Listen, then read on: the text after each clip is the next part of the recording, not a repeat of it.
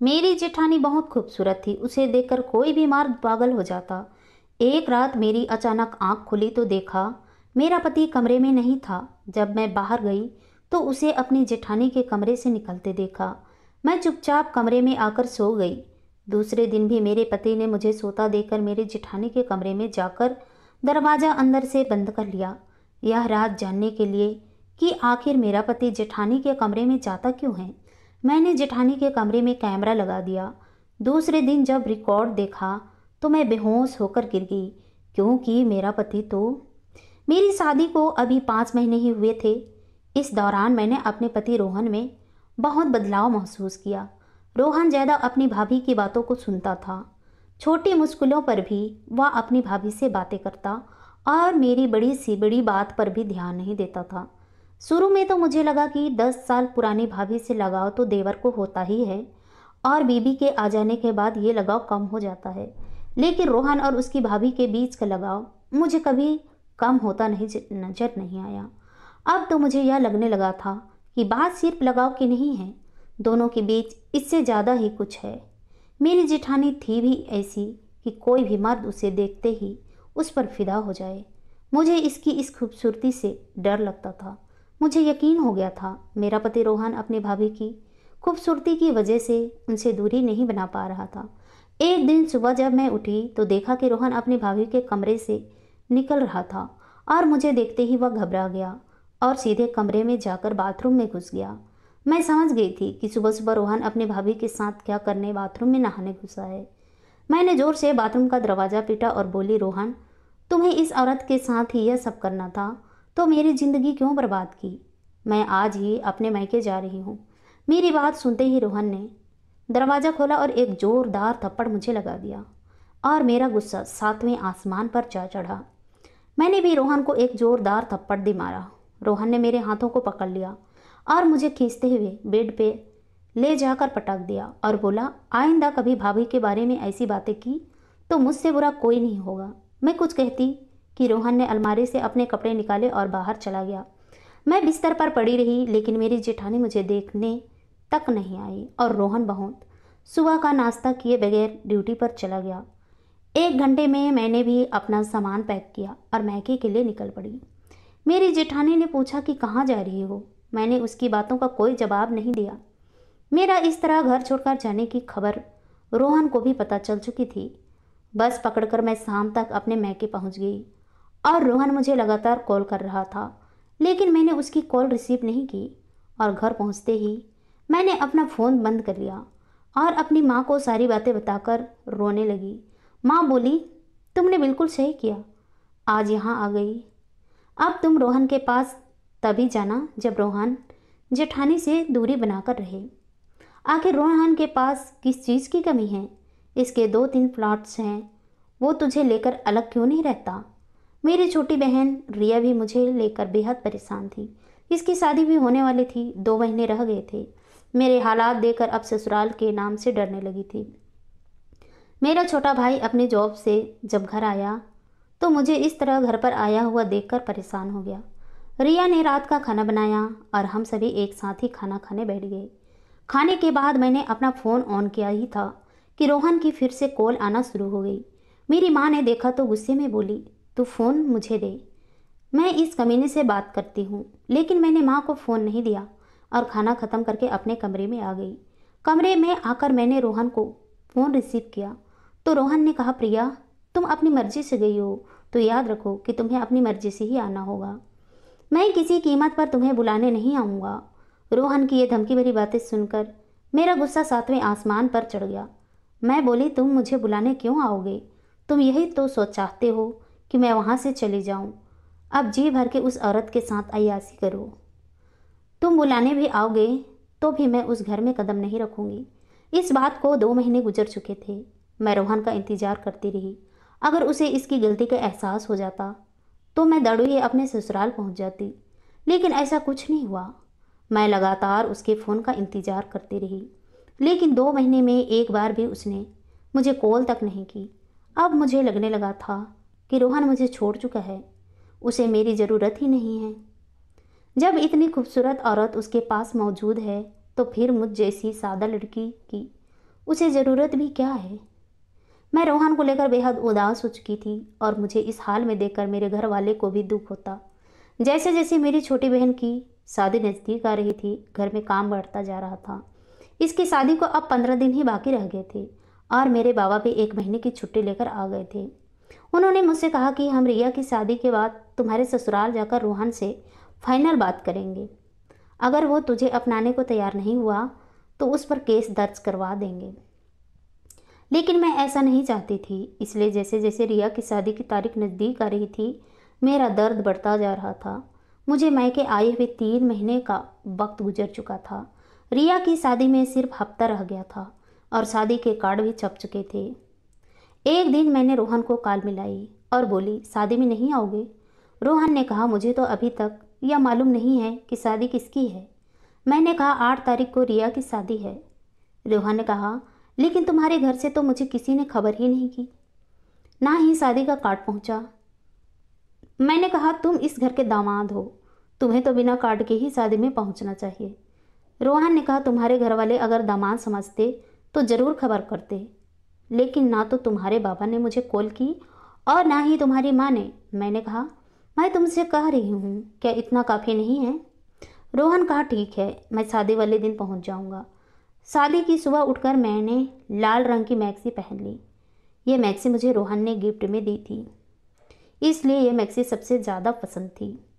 मुझे उम्मीद थी कि रोहन दोपहर तक आ जाएगा और बारात के जाने के बाद उसे रात को यहीं रुकना पड़ेगा।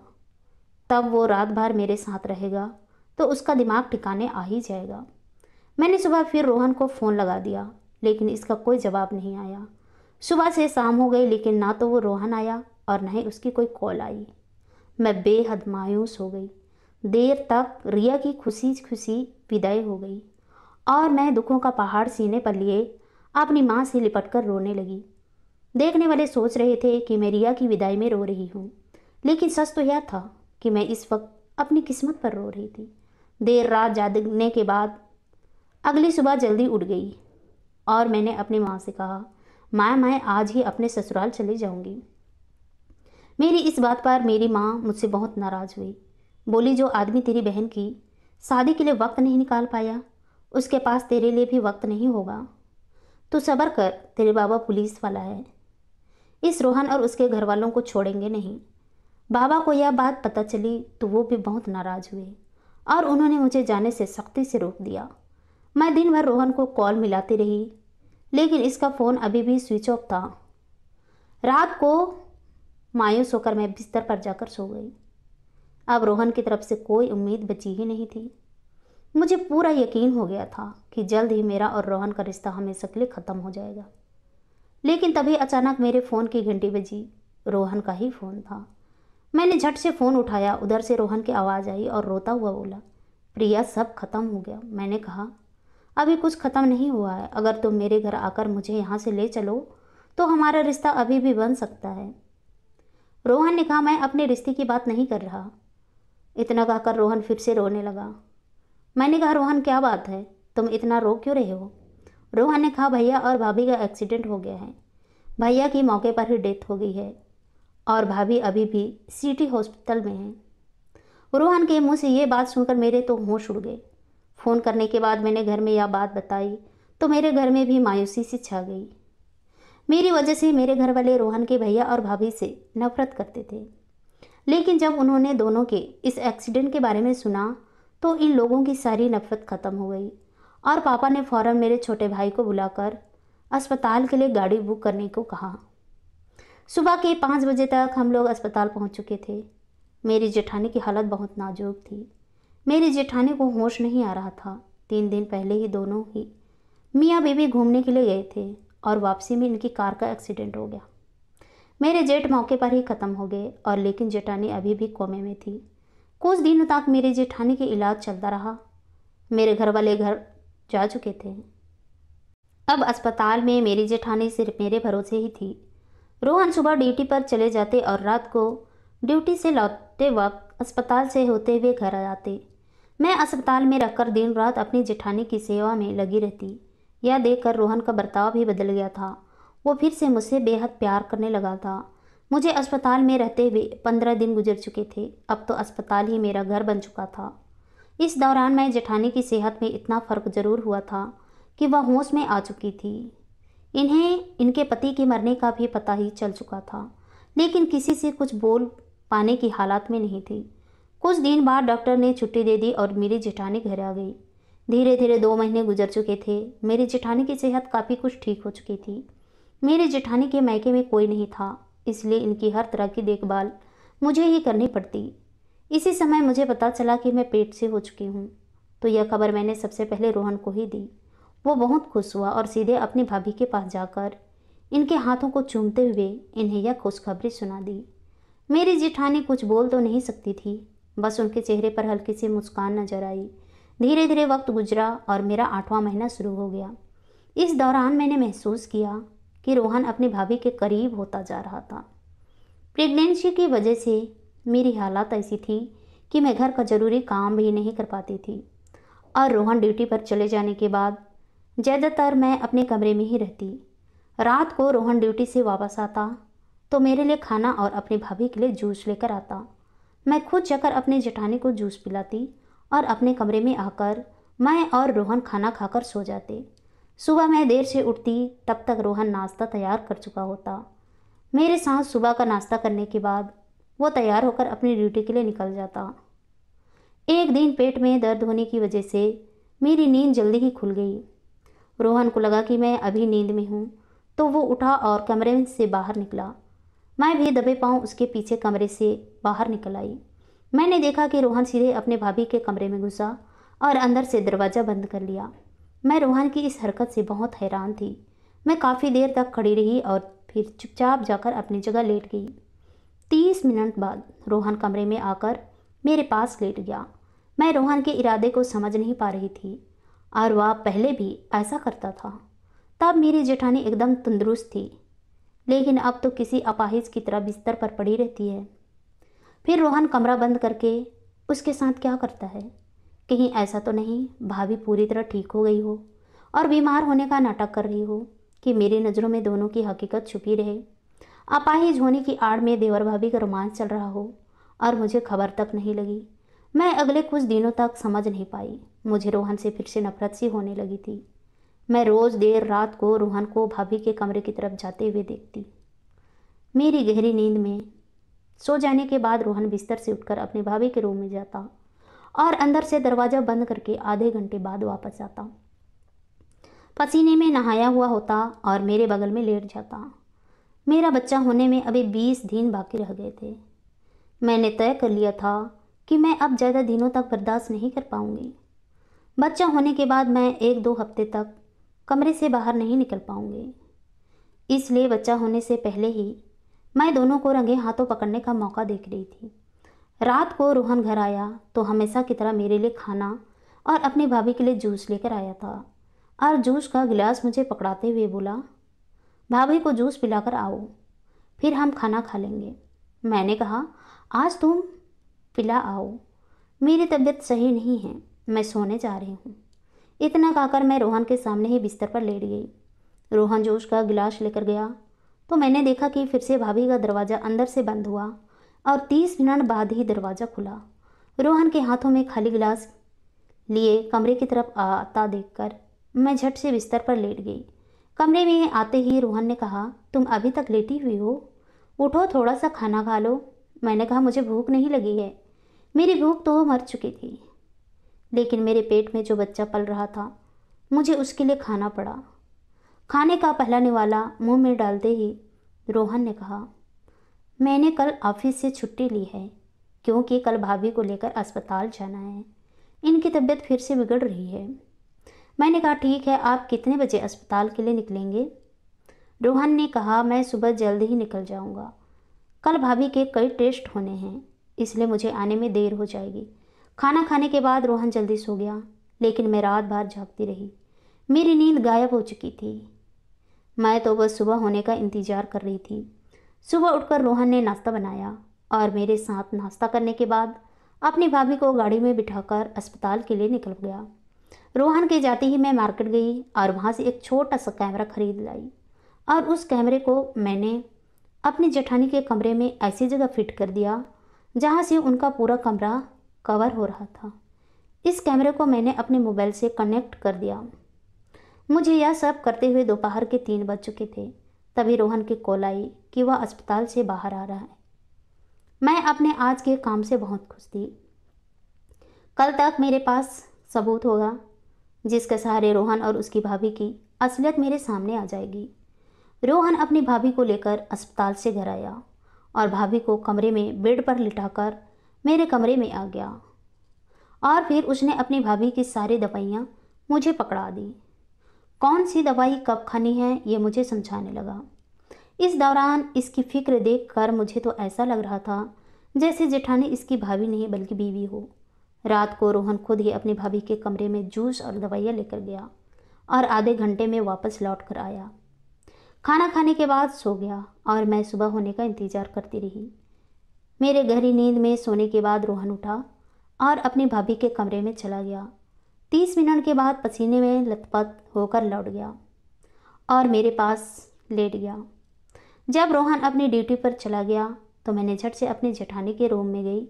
वो सो रही थी। मैंने वहाँ से कैमरा हटा दिया और अपने कमरे में आकर मोबाइल में कल से अब तक की रिकॉर्डेड देखने शुरू कर दी तो मेरे होश उड़ गए। रोहन अपनी भाभी के कमरे में गया, इन्हें गोद में उठाकर व्हील चेयर में बिठाया और भाभी की गंदी चादर को उठाकर उसने एक तरफ रख दिया और फिर उसने इस गंदी चादर की जगह साफ चादर को बिछा दिया।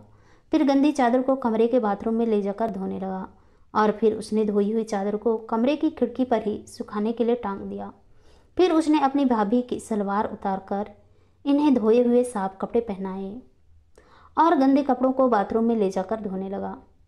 इस रिकॉर्डिंग को देखने के बाद मेरी रूटीन यही हो गई थी कि जैसे ही रोहन अपनी ड्यूटी पर निकलता मैं कैमरा कमरे में छुपा देती और अपने मोबाइल से रिकॉर्डिंग देखने बैठ जाती और हर बार मुझे रोहन की वही रूटीन नज़र आती।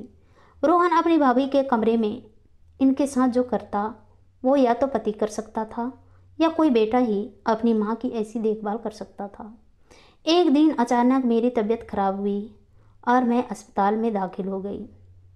3 दिन बाद ही मैं खूबसूरत सी बेटी को जन्म दिया और कुछ दिनों में अपनी बेटी को लेकर घर आ गई। इस दौरान मेरी माँ मेरे ससुराल आ गई थी। एक दिन मैंने अपनी माँ को रोहन और उसकी भाभी वाली वीडियो दिखाई तो उसने अपने माथे पर हाथ रख दिया और मुझसे बोली, तुम बहुत नादान हो, यह देवर भाभी वाला प्यार नहीं है बल्कि कोई पति है ऐसा कर सकता है। मैं तो आज ही घर के लिए निकल रही हूँ, कुछ दिनों बाद तुम भी आ जाना। मैं तुझे अब और नहीं रहने दूंगी। जिस दिन मेरी बेटी 1 महीने की हुई मेरी जेठानी की तबीयत बिगड़ी और अगले दिन अस्पताल में इनकी मौत हो गई। जेठानी की मौत से रोहन बिल्कुल टूट सा गया। ऐसा लग रहा था जैसे रोहन की सगी माँ की डेथ हुई हो। कुछ दिनों बाद एक दिन मैंने रोहन का मूड देखकर उससे पूछ ही लिया। मैंने कहा, रोहन अब तो भाभी इस दुनिया में नहीं है और मैं जानती हूँ कि तुम उससे बेहद प्यार करते थे। इतना प्यार तो कोई बेटा भी अपनी माँ से नहीं करता। तुम इनके गंदे कपड़े अपने हाथों से धोते थे। आखिर रोहन ने मेरी तरफ देखा और गहरी सांस लिए और थोड़ी देर ही खामोश होने के बाद बोला, मैं और मेरे भाई ने बचपन में ही बहुत कुछ झेला था। मेरी सगी माँ बचपन में ही मर गई थी और मेरे पापा ने दूसरी शादी कर ली थी।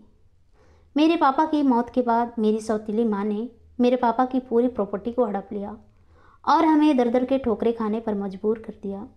मेरे भैया ने मजदूरी करके मुझे पढ़ाया लिखाया। 10 साल पहले मेरे बड़े भैया ने भाभी से शादी की जो अपने माँ बाप की इकलौती बेटी थी। भाभी के माँ बाप भी इसे छोड़कर इस दुनिया से जा चुके थे। भाभी के पास जो कुछ भी था उन्होंने मेरे भैया के हवाले कर दिया और उन्होंने मेरी माँ की तरह मेरी परवरिश की। मैंने अपनी सगी माँ को नहीं देखा था लेकिन भाभी ने सगी माँ की कमी को पूरी कर दी थी।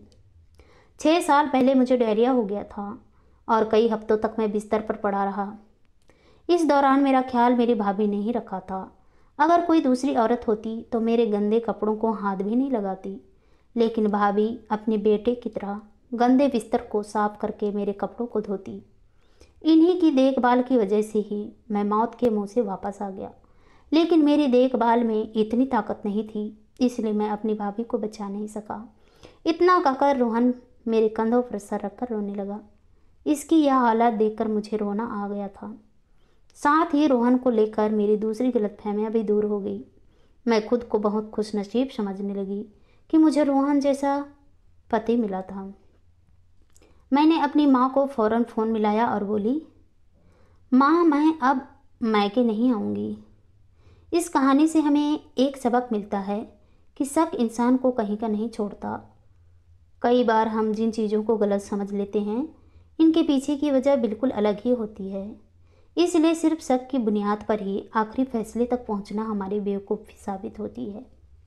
आशा करती हूँ दोस्तों आप लोगों को ये कहानी पसंद आई होगी। कहानी पसंद आई तो कहानी को लाइक कीजिए, शेयर कीजिए, कमेंट कीजिए और ऐसी ही कहानी सुनने के लिए प्लीज़ हमारे चैनल को सब्सक्राइब जरूर कीजिए। तो चलिए दोस्तों मिलते हैं नेक्स्ट किसी नई कहानी के साथ। तब तक के लिए बाय बाय, अपना ख्याल रखिए।